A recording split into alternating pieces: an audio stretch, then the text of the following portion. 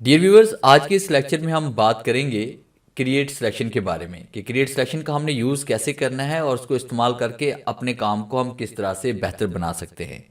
जिस तरह से आपको स्क्रीन पे एक टेबल नज़र आ रहा है कि इसके अंदर कंप्यूटर कोर्सेज हैं, ग्रुप्स हैं और इंस्ट्रक्टर है।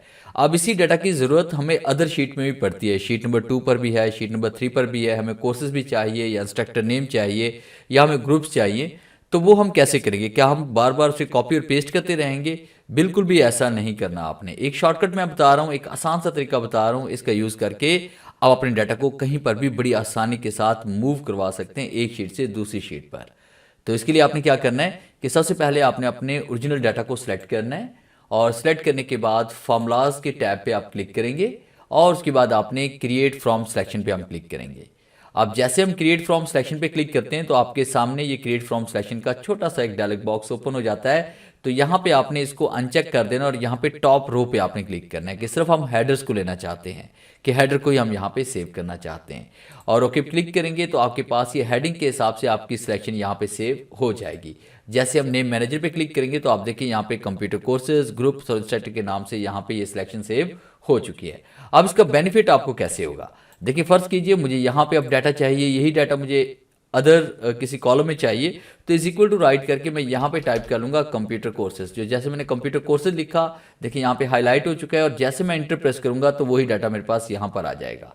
अगर यही डाटा मुझे ओपन वर्कबुक में किसी और शीट पे चाहिए, जैसे शीट नंबर 2 पे चाहिए, और मैं यहाँ पे कोर्सेज लिखना चाह रहा हूँ, तो मैंने इज इक्वल टू राइट करके यहाँ पे टाइप कर लिया कोर्सेज, कंप्यूटर कोर्सेज, टैब का इस्तेमाल करेंगे, एंटर करेंगे, वही कोर्सेज आपके यहाँ पे आ जाएंगे।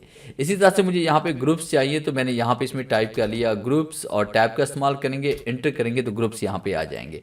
इसी तरह से मुझे यहाँ पे चाहिए इंस्ट्रक्टर, तो यहाँ पे देखें इंस्ट्रक्टर टाइप इन, जो जो डाटा आपको चाहिए वो इज इक्वल टू के साथ आप यहाँ पे एंटर प्रेस करके इसको ऐड करवा सकते हैं बड़ी आसानी के साथ। यानी कॉपी और पेस्ट करने की आपको ज़रूरत ही नहीं रही है, डाटा आपके पास हमेशा के लिए सेव हो गया है।